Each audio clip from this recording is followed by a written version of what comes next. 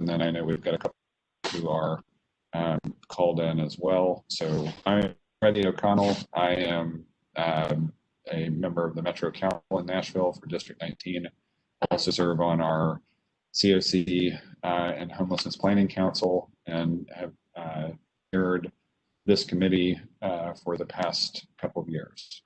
I will pass the mic to Rachel.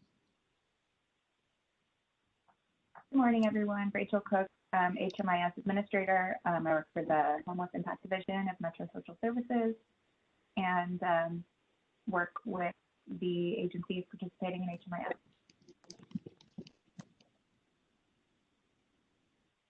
Thank you. And we'll go to John. Welcome. Thanks for joining us today.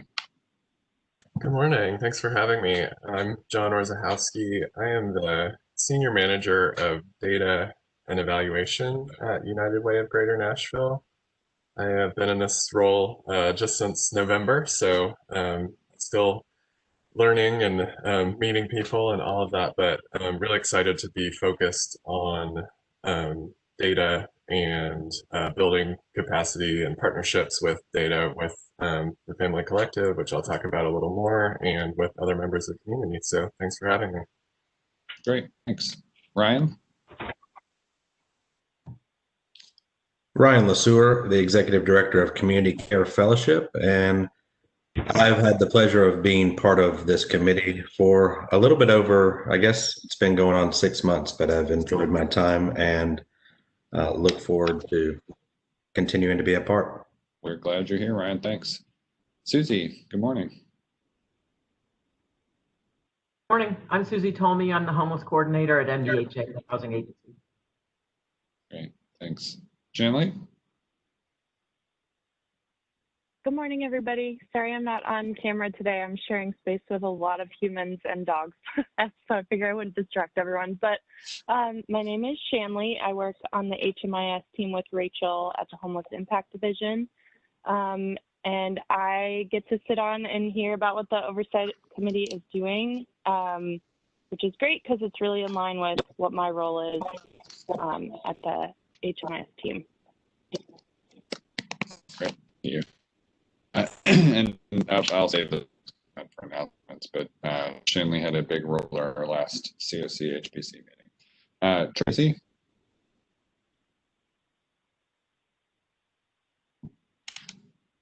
I'm sorry, I might have cut out for a second. Tracy, are you there?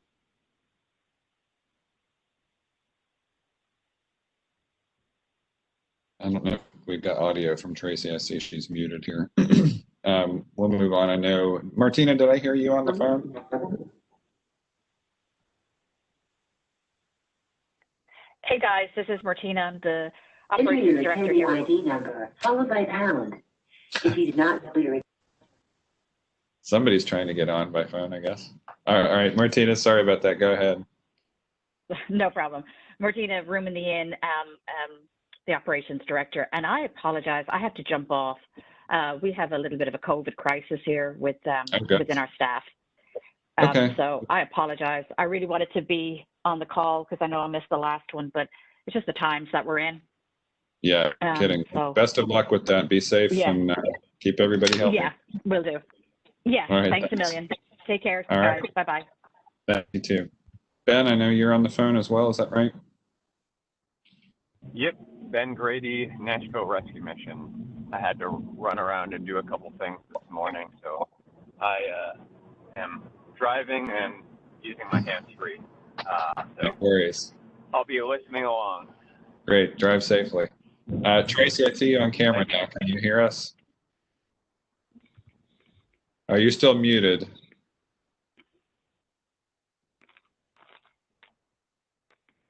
See if she can get over here. Mic check. All right.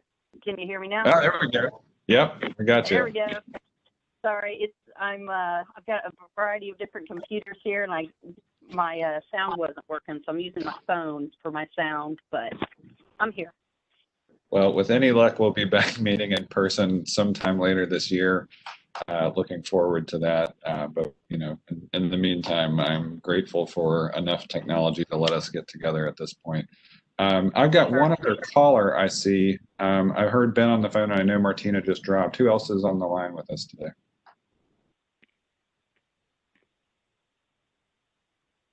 Well, if I'm the 500 number. If you've got a okay, 500 that's probably you and Ben. I got you. Okay. That's me. And Kenya is our host from ITS. Kenya, do you want to say hi? Hello, everyone. Great. Thank you for facilitating this on our behalf. All right, so we have an agenda that Rachel shared out with everybody by way of announcements and a chair's report. The only thing I will say is that we did have Judy welcome Shanley to our last full meeting of the Continuum of Care and Homelessness Planning Council. And Shanley did a wonderful job giving an overview of not only why the work of this committee is important, but how much work that staff have been given the tools we're helping provide to them by way of resources to start implementing secure data sharing and supporting a framework that lets them focus on improving their relationships with participating agencies, but just generally starting to dig into the data. So I wanted to say thanks to Shanley for providing that presentation. And you all know that she and Rachel are just doing an incredible job leading this internally at HID. And the other thing I'll mention is we have had really good luck and success. Council has been working, HID and HUD and Susie are probably involved in this as well, securing some additional funding by way of grants to further increase our staff. And so I think that is also important to recognize. And Rachel, I don't see anything else here for other business, but if you wanted to give just a quick overview of the staffing and capacity, I'm open to when you would prefer to do it, but I do think this committee would benefit from hearing a little more detail about that. Oh, and I see Daryl was here. Hey, Daryl. For the HMIS staff to be hired or for this committee? Yeah, no, staff to be hired. Sure, yeah. So currently we have myself and Shanley and another part-time data assistant role at the Homeless Impact Division. Through the CARES Act money, the ESG CV grant, we will be hiring another HMIS person who will be able to focus specifically on those new ESG projects, which will be super helpful. Also, our division will be hiring a landlord liaison, similar to what Dion Trotter does through that grant as well. And then on top of that, there's a coordinated entry CE coordinator position that was the grant that was previously held by Safe Haven Family Shelter. They've moved over to our division too, so we will be hiring another CE coordinator. So our team will be increasing by 3. We're only a team of 11, so that's a huge increase, but we're excited to have more capacity on the HMIS team for sure, and be able to make some of these big strides that we're taking more sustainable. So that'll be, and those positions will be posted hopefully pretty soon, and we'll get going on those. It is exciting news, and I think our challenge going forward is going to be how do we maintain a steady stream of local funding for when CARES Act dollars are no longer available. So we're gonna have to stay focused on that and make sure we allocate effectively on the Metro side of things. Hey, Freddie. It's Susie. I just wanted to also pat Rachel on the back, and I imagine Shanley is assisting her as well for the work that she's been doing because tonight is the homeless count. The unsheltered count was canceled due to COVID concerns, but the sheltered count is barreling forward. And so Rachel has been pelting me with copies of the survey going out to all the shelters tonight. And I think it's just amazing that she still has her head on. So way to go. Anyone Rachel, wants to see a gorgeous spreadsheet, just let me know and I will let you see it. Susie, that's a great point, and I think I had missed that. Are we expected that we will resume the unsheltered count at some point later in the year, or is it kind of canceled for 2021? Wow. With an exception granted from HUD, this is the year. Technically, you're supposed to do it every 2 years, but we've done it every year. We did it last year, so that was good. And we will resume in the last 10 days of January next year. Oh, got it. All right. So, and I had seen a story on NPR about a lot of cities going through the same thing. So I know this is not something that's just affecting Nashville. So thanks for that update. And thank you, staff, for everything that you are doing to support data despite the unsheltered count not happening this year. I think that was one of the points of the story, is that as cities improve their year-round data capture, as we are doing, the point-in-time count, while it is still a data point, is maybe not the one that is as heavily weighted, because we are starting to know so much more about our population that we serve. So, all right. Well, then, in case Rachel, will look to you for introducing, a little background on what brings him to the table today, and kind of the relationship that is emerging between our HMIS operations and what United Way is doing. Absolutely. All right. So this morning we have John from United Way of Greater Nashville. United Way and the Homeless Impact Division have had an ongoing conversation over the past year or so, at least, about the data collection that they are doing, and how we could kind of bridge the gap of connecting multiple databases, data sources, things like that. So Judy and I have been in a couple of conversations and recently met with John. As he said, he just came on in November to talk about potential data sharing between the two databases, and how to strengthen that partnership going forward, as United Way is working with tons of partners and collecting a lot of the same data that we are in HMIS. So I will pass it over to John to give us an overview of what's going on and what he's up to and some of their goals. Thank you so much, Rachel. It's good to be here with you all. Yeah, so just quick introduction and background. I'm sure most of you all know this, but the Family Collective is the United Way initiative that I'm part of, which has been growing over recent years. And now we're expanding to 4 new counties and adding new agencies. We're now up to over 20 agencies being funded. And so part of our vision for that work of funding and partnering with agencies working to end family homelessness and serve families experiencing homelessness or at risk of homelessness is just how to do the data better, how to be more efficient. Right now, we have all of our partners who enter data in our shared United Way database. And then many also enter data in their own separate system that they use for internal reporting. And then several others also get HUD funding and enter data in HMIS. So how that works right now is obviously a fairly manual process involving data entry in 2 and sometimes 3 different systems, and a lot of kind of reports that say this piece of information about a particular household is updated, and getting that from between the systems. And so what we are embarking on with the new resources and growth, to set us up for the growth of the project is a shared data system where all of our partners will be able to have their own database and integrate that with a central data warehouse. But then importantly, the data warehouse will kind of automatically share data with the HMIS system.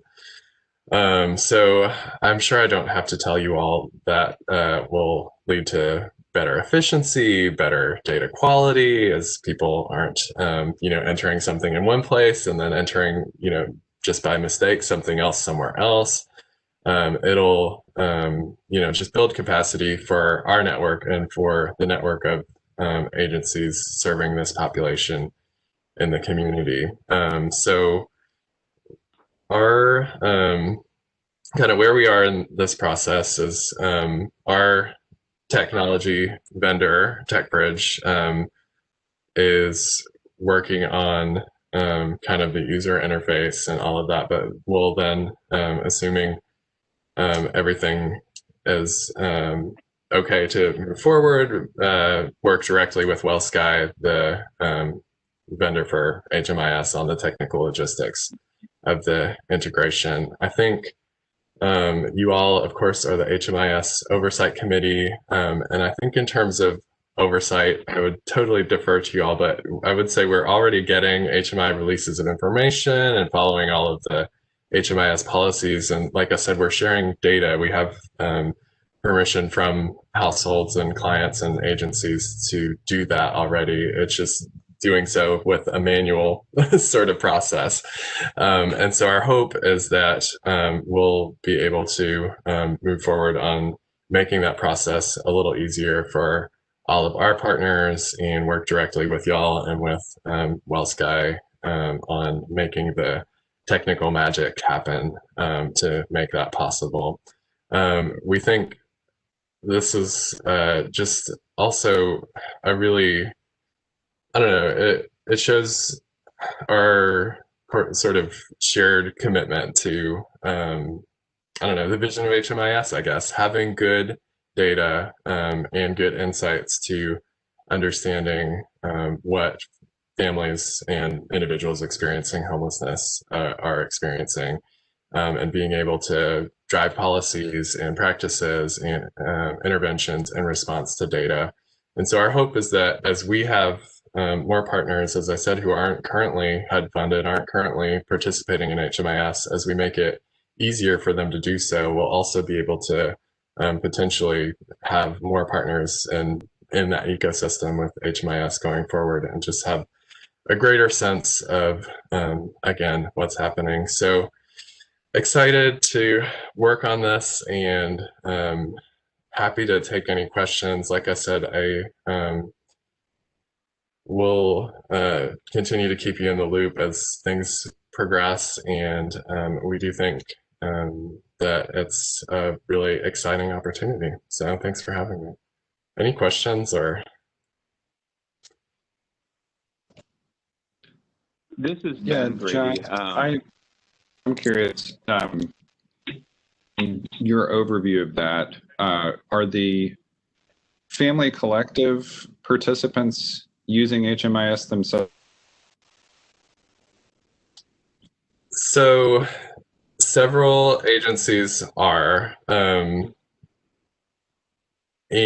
what happens now is they will do coordinated entry in the HMIS system directly, and then our system will track HMIS related individuals, so individuals who need to be reported in HMIS because they're tied to those agencies, and then we'll get reports out and go and manually enter that. At it. And then does that data in the family collective system make its way back and forth between the existing HMIS?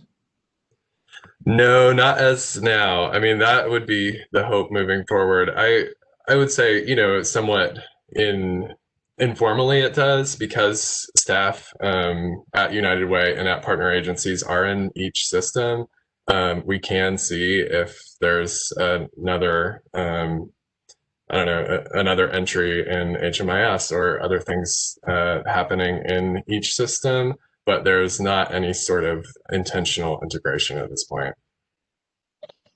Got it. Okay. I think for us going forward, we may want to keep you in a I want to make sure the coordination between the work of this committee and our HMIS works really well with what you all are doing.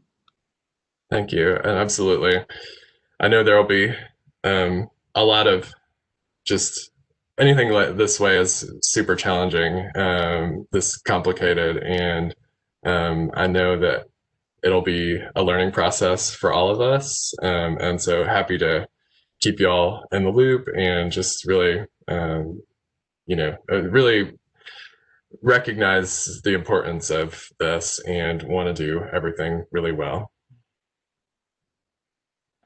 I have a question. This is Shanley. Good to see you again. Good to see you.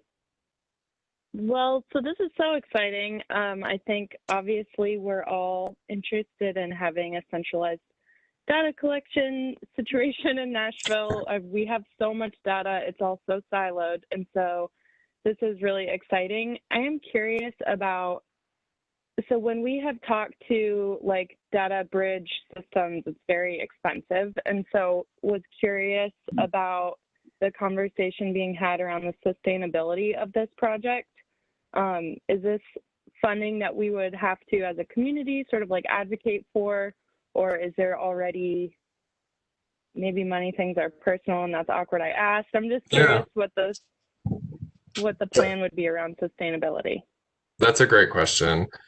And others at United Way might be better situated to answer in more detail. But what I can say is that we have the resources through the latest 2Gen Department of Human Services grant that funds the Family Collective to do the build out for this and any kind of customization and any other requirements that with any technology project, budget overruns are possible. So we have 4 years of funding in that. This is just the beginning of that, and would hope to be able to continue beyond that. But at least the 4 years is secured. So there's not an immediate need for additional funding. And I would say that the system, as I've seen the conversations happening so far, is really, as much as possible, being designed for sustainability. So just as an example, each of our community partners will be, if they don't have an existing database that they want to connect to it, they'll be signing up for Salesforce licenses that all nonprofits can get for free. So they'll be able to use the Family Collective system, but also use that database for other things that might be, they might be tracking on spreadsheets or whatever. And along with that, the kind of backbone infrastructure of this shared data warehouse and the connections between it and other systems are being built really intentionally so that things will happen. At times, things might need to be changed, or HMIS requirements, for instance, might change or whatever. But it'll have the backbone infrastructure so that you're not going to have to spend tons of money, or United Way isn't going to have to spend tons of money reconfiguring, because much of that infrastructure will already be there.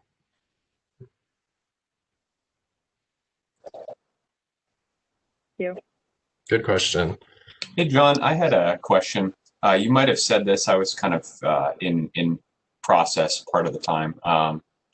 But will the data bridge, I'm assuming, is one directional, right? I'm assuming it's pushing data out, or probably pulling data out from the United Way system into the HMIS. Am I correct in that? Yeah, that's a great question too. And that's, I think, one of the things we will work on clarifying with WellSky in the near future. I think initially that's correct. It will be one directional, but the hope would be that as we go forward, there would be a mechanism to, if the data in HMIS and Service Point is more up to date, better, or whatever, that there would be some mechanism for notating that as well. Okay. And would that only be for records that already existed in your database, or would that pull all records that are in HMIS into the United Way database? So it would not do the latter. I think, again, all of this is kind of unfolding. I think what I would envision would be some kind of way of knowing in our system who is an HMIS, we have the HMIS releases for and have all the correct permissions and all of that. So there's not some sort of, unless we got to the point where we said we're going to share all data and everything, that there's the appropriate safeguards in place, and that we can know, who in our system is being served is also in the HMIS system. Okay, so more like a sync for the users that already exist, or not the users, but the records that already exist in your database. Exactly. Okay. Thank you. Thank you. John, when you two questions. When you mentioned WellSky, I am assuming that the only client in Nashville that has a WellSky product is the Homeless Impact Division with the HMIS. But are there any other entities in Nashville using a WellSky product? I think Salvation Army, maybe. Yeah, like the National Salvation Army database is through WellSky and ServicePoint, but it's not connected to the CoC's HMIS. Okay, yeah, forgot about that. And then, as I understand it, Ben, you can correct me, but the missions data is on client track, right? Okay, yeah, sorry. That's that is the case. And then Room in the Inn is using client track, but those two aren't talking with one another either, right? No, and yeah. I was going to say something, but I don't know if I'm authorized to say something, so I'm not going to say it. I'm wondering, John, we've got two of the biggest providers. Room in the Inn is on HMIS to a certain extent, but isn't also. And the idea, perfect world idea, is that both of those entities do sort of hop into the HMIS kind of data entry mode. Mm-hmm. And we have this rich, robust database on homeless folks in Nashville through which we can plan and strategize and all that kind of stuff. What's going on in terms of client track? Because I haven't heard you mention that. And is there any, are you open to the tech bridge concept or whatever it is of beginning to fuse some of that data as well? Yeah, that's a great question. I mean,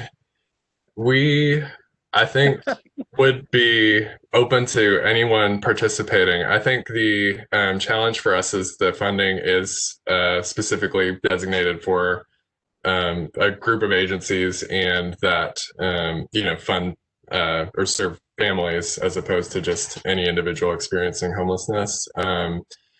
And so, if an agency, for example, found that our system worked for them and they served some overlap of our population and some other individuals, I don't see any reason why they couldn't be part of that ecosystem, other than if they saw the system and needed to customize it or do things like that. Then I think the resources would need to come from somewhere else, just based on the funding restrictions. But that's a really good point.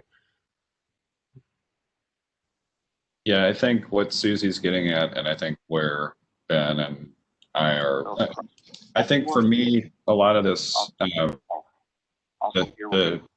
what you're talking about, the presentation you're making is, hang on, my connection is not great. The main thing I want to make sure is we are moving toward efficient, effective data capture and not, reinventing a wheel in a different system. So I'm excited about the family collective model, but I'm also sensitive to the fact that we have finally shifted into a gear on the HMIS side where we are expanding the number of participating agencies and increasing the amount of data. And I want to have two independent data silos as we move forward, right? That's the only concern I have. Yeah, I think that's a good point, and I think that would be something we would want to avoid, obviously, and want to have conversations about what data we should all share. Should it be all of it? Should we have some sort of the agreements in place to do that? I mean, my hope would be that with the system, you'll get more people contributing to the HMIS ecosystem because they wouldn't necessarily be agencies who would otherwise be getting HUD funding or just this might be a pretty small part of the work that they do, and yet they're still serving our constituents. So I think that we're not trying to say, oh, we want to not have people on Service Point, you should be in our system instead. I think it's more expanding and bringing new people into the fold. Okay, great. Well, I'll probably follow up with the committee and staff and figure out if we need to have, you all already might have an ongoing regular dialogue with HID, but I think it would be good to do some planning around this to figure out how these systems interact in an effective way. For sure. Other questions for John?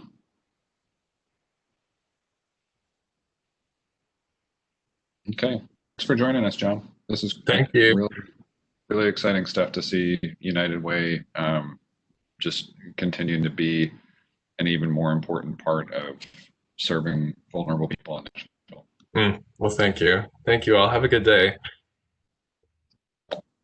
Thanks, John. Thank you, John. Up on our agenda, discussion of onboarding new HMIS participating agents. Before we move to that, does anybody want to have any follow-up discussion response to what we just learned from United Way and the family collective model? I think that a major point was made. We don't need two separate, entities as they're merging in, the redundancy of any kind of data instead of having two separate. I think ours is good. I'm not saying theirs is not, but as we're bringing more people on board, make sure that they're utilizing, what we give them that opportunity for.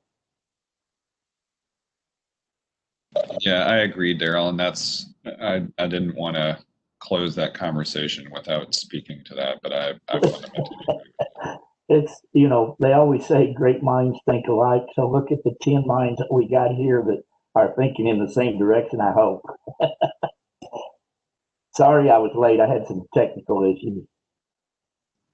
No worries. There have been a few on the call already, so you're not alone. Okay. Thanks, Daryl. Anybody else? Yeah, go ahead. I was just gonna, I know he's new there and he obviously knows a great deal. I do feel like we need to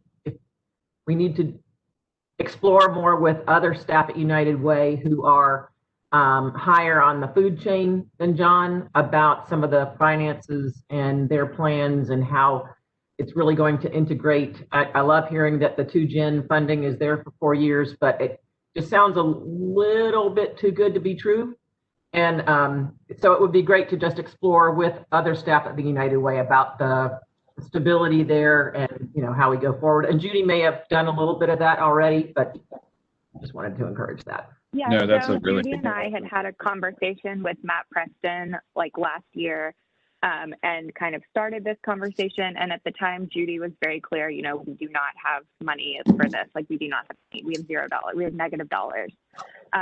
So that conversation has been ongoing. And then as John has come on board, it's like they are upfront. We have the money. We want to do this. I am hesitant when I hear things like, Oh, and for agencies who don't already have any sort of database and are just using spreadsheets, we'll onboard them to our Salesforce database when that's what we are actively working to do in HMIS. And like if you look at the Family Collective website for United Way, it looks like an HMIS website. Basically, it reports out. It's a lot fancier than ours because they have a lot more money. Reports like dashboards, number of people served and housed and things like that. And I think the way our HMIS is going, that we can support like the new agencies and accomplish some of the things. We're passionate about the same things, but I think the understanding of our community's HMIS as something that is a closed system, doesn't report out any data, doesn't have any benefits, is only something you do if it's required. That like runs pretty deep still in our community. And I think that the Family Collective is likely a reaction to that of like, let's actually do this right. Whereas HMIS, we're trying to do it right now too. So yeah, so those are my hesitations. They're already doing it. It's not like, oh, should we have the Family Collective database? It's already happening. So just something to think about and continue to like share how we're growing and what we're accomplishing so that the community realizes that this is like the main centralized database for Nashville and that it can be functional. I think that's going to be critical, Rachel, is if we are going to maintain a good HUD is not going to ultimately be looking to the Family Collective as their benchmark for how Nashville is performing. And so I think to be really mindful of your point about our performance is going to be gauged against the success of implementation. And so I think the point about doing, it's funded, it's up and running, going to need to maintain some amount of real focus, probably driven from the HID and MDHA side around how we stay in touch with Matt and others at United Way, maybe even going way up to Brian to say, guys, we have to figure out how you all are going to be sharing data effectively and appropriately to support HMIS rather than to compete with it. I think that's got to be the approach we take. Yeah, I think So, it would, to that point, it would be really good to know more about how the data bridge works, because, you know, if it's two ways and if it could potentially be used to get all of the HMIS records into the United Way database, then you really have a situation where the data bridge is potentially a way to very much benefit United Way, and not that it wouldn't benefit HMIS at all, but I think understanding how that works and making sure that it's working in accordance with the first of all, the policies and procedures, you know, that it's respecting security and respecting all of the kind of sharing policies in place, and then also that it's in the best interests of the city and kind of what you're describing. So yeah, I would want to know more about how the data bridge, what the nitty gritty of that, because that's gonna, I think, would make a difference in the way that I think about it. So, Rachel, I would look at you to say, how can the committee going forward support making sure that this is a collaborative rather than a competitive effort? Do you feel like I mean, Judy is clearly aware of this, has had some conversations with Matt. Do you need me as chair to kind of, you know, send an extra letter from this committee to Matt, or is there, you know, do you feel like staff has a pretty good handle on this? How can we support this angling toward a constant collaborative approach rather than competitive? Yeah, I think that might be a good idea to have something come from the committee. just because I think it would carry a little bit more weight. The conversations that we've had in the past with our department or with Judy, it's very kind of introductory. And I know she recently shared her contacts with WellSky so that United Way could start conversations with WellSky and the organization that manages the sharing, which is called TechBridge. So I'm not sure how far those conversations could get us, but I think it would be good to have something from the committee to either John or Matt or whoever. Let's do this then. I would accept a motion to resolve that the chair is empowered to work with staff on drafting a letter to United Way to explore collaboration, if that makes sense. Freddie, I would tend to make that motion as you verbalized, and go work with that, see what kind of results we get. Okay, and I'll be happy to share.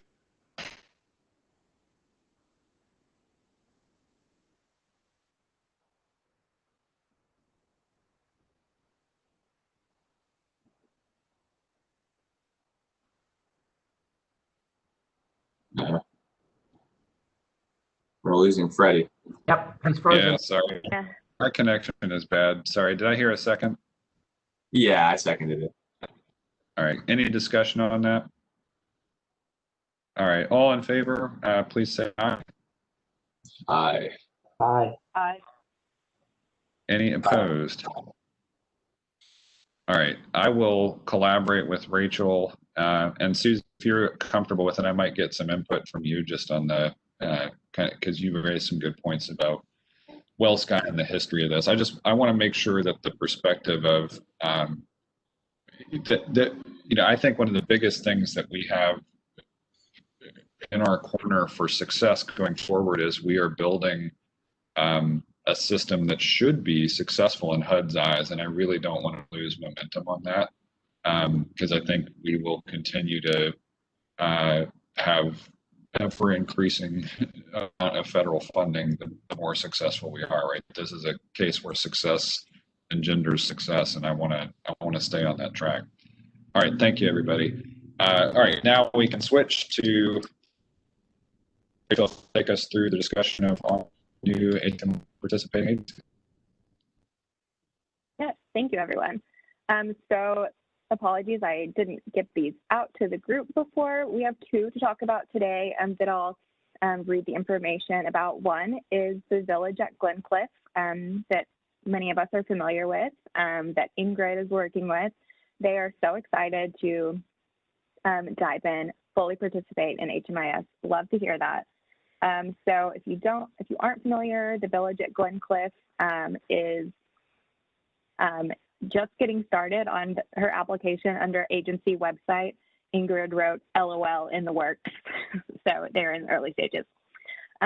So let me scroll down here. It's going to be a medical respite facility in a tiny home village setting, specifically for people experiencing homelessness who are particularly medically vulnerable, especially those being discharged from hospitals to the streets with no other options.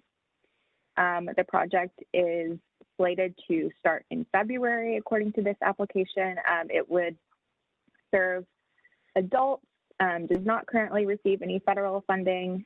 It's considered a permanent housing facility. Let's see, with 14 beds available and 12 units. So I believe this would be classified as a permanent housing facility. I've been back and forth with our HUD TA to see if it's transitional would fit better or permanent, because medical respite isn't like one of the main categories of project setup. But otherwise, we feel good about this one, excited to get them engaged. And yeah, to work with them. Any questions about that one? No, I'm familiar with that one. So I think given Open Table's longstanding participation in CoC activities and just generally being a very familiar presence in our homeless landscape, I'm comfortable approving that one. The second provider was someone who Ingrid connected us to, who I wasn't familiar with before, but comes on high recommendation from her. The name is Crescent Community Health Services. They provide housing and home health services as well, so kind of the same similar setup to the village. They provide group home style housing to individuals who are chronically homelessness, as well as health services to homeless individuals who need home health care even if they don't have a home. Their project started in July 2019. They serve adults. They don't currently receive federal funding, but just wish to participate in HMIS to contribute their data and potentially participate in coordinated entry. And they are a transitional housing project with 40 total beds, 30 dedicated to chronic homelessness, and 10 dedicated to veterans. So I think that would be a great addition as far as transitional housing goes. That's one area, project type, that we know there are so many like small transitional housing, group home type projects happening around the city that if they aren't federally funded, we don't have that information. And that's an area that we're interested in growing in. So glad to have them on board as well. What was the name of them again? Crescent Community Health. Wait. I think. Thank you. Yeah. Rachel, are you going to send out, I know you didn't get a chance to yet, but so we can look at them and see, more about it. I know you're talking about it, but the name of it, Crescent Community Health, but some of their interests, and I got the 40 beds that they were providing, 10 for veterans, and this, excuse me, transitional particular facility as what we do. Are they transitioning homeless into being able to stand on their own, or are they transitioning, of what kind of people are they inputting in to transition to what? Yeah, so the population served that's explained in their population is people come into their project if they were previously experiencing homelessness. As far as the definition of the transitional housing, I'm not sure of their length of stay, their average length of stay, but I would think it would be mostly, since it's home health focused, folks who are able to move on in the services that they provide. So I think that one did have a website. Let me see. If I can find anything else. But I would be glad to send forward those applications to the group, if that would be helpful.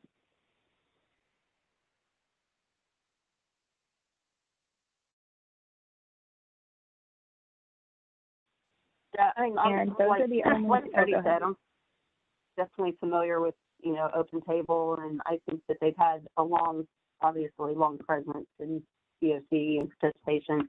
I'm not familiar with this Crescent Community Home. I'm curious if they have had any participation in like the CoC, or I think you said they got established in 2019. So I don't know. I'd like to has anybody else been familiar with them prior to Ingrid's recommendation, or I'm just curious. It's possible that I just missed the vote on that one, but.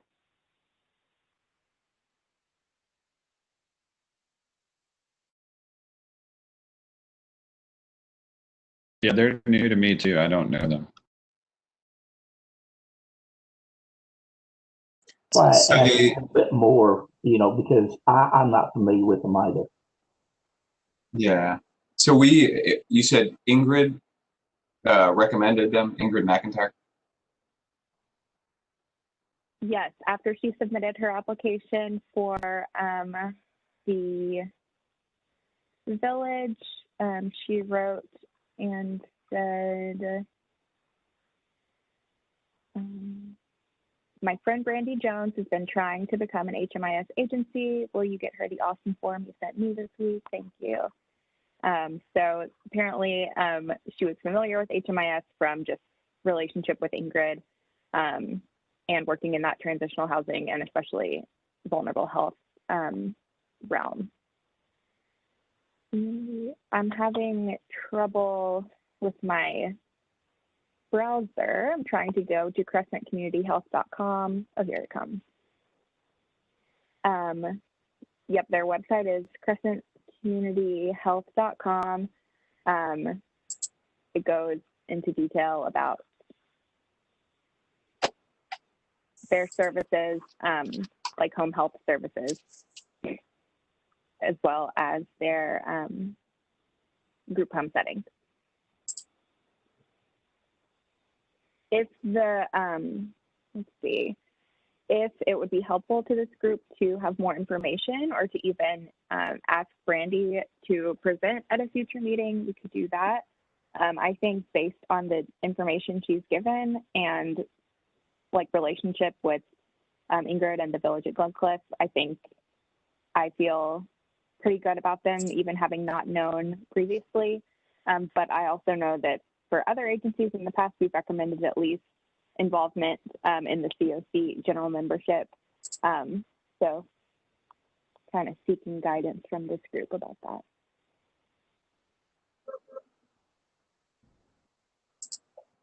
Yeah, I guess based on a couple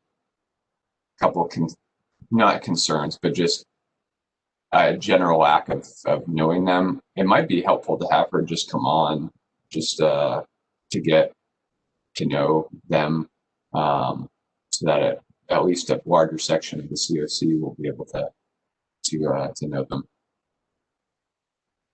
I think I'm sorry, I agree with that. It may be that way we can have more direct questions if we're in of anything going on, and she can get a better explanation. I think that's a smart idea. I think maybe that two ideas coming up that I'm not sure we had discussed explicitly in previous rounds. I know we've had a little bit of discussion about sort of the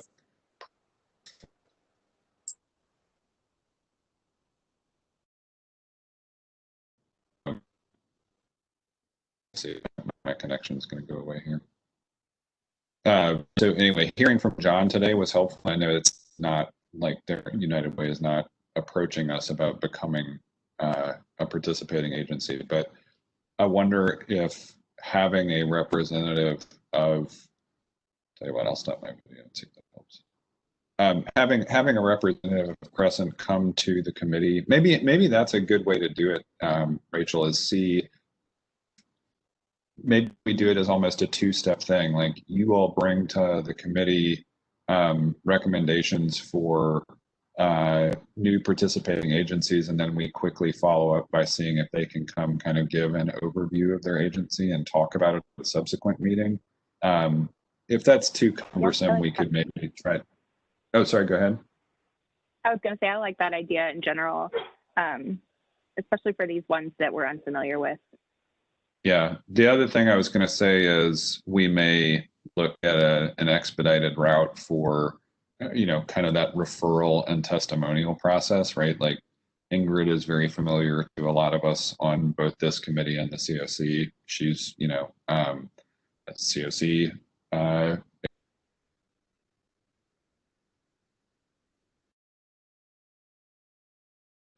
Carries some amount of weight. So anyhow. And I apologize. I've got a hard stop at 10, folks. So if I'm gonna pick a name at random here from my screen, and it's the first camera that came back on when my connection came. Tracy, would you be willing to be an ad hoc chair for the rest of the meeting? I can. I also, though, have a fairly hard, so I may not be the best person, frankly. Okay. Ben, you were my next one. Yeah, I can do it. Thanks, Ben. We don't have a ton left. I think most of the rest is information, but anyway, I'm happy to support Village at Glencliff. If we need a vote on this stuff today, I would be happy to support that. And then Crescent, we could provisionally accept recommendation there. I don't have strong feelings, but I think as we go forward and continue to refine the process, I kind of like the recommendation come meet the committee approach. So thank you, Freddie. thanks everybody. I'll talk soon. See you, Freddie. Thanks, Freddie. Have a good day.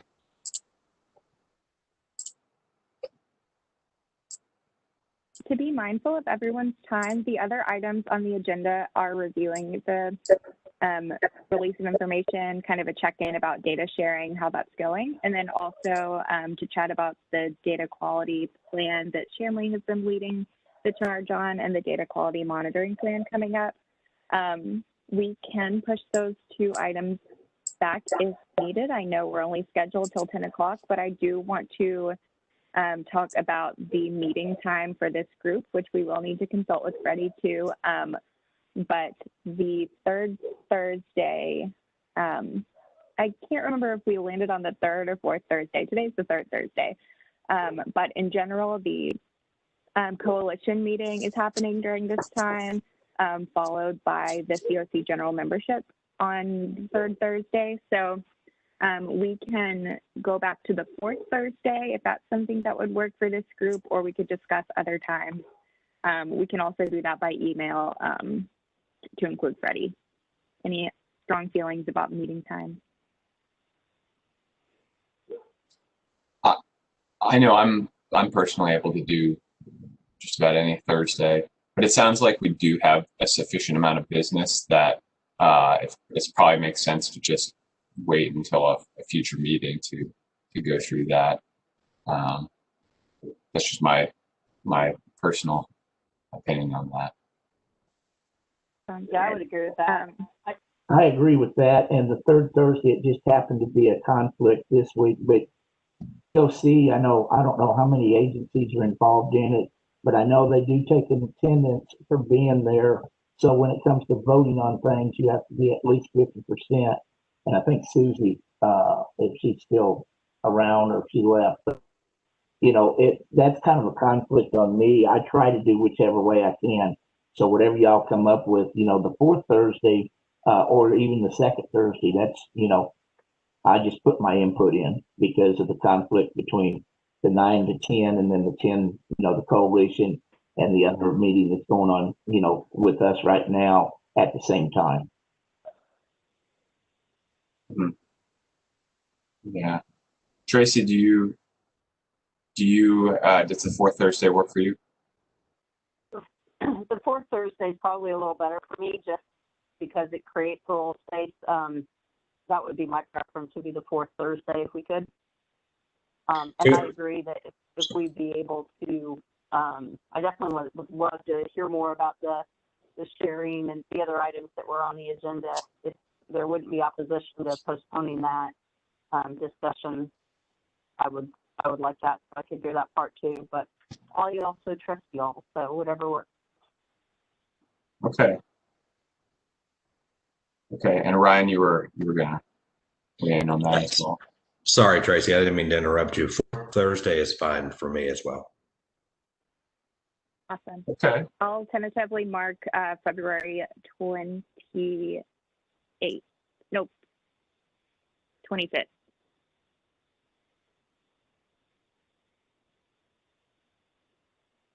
Okay. I don't know. Whatever the fourth Thursday is, I'll send.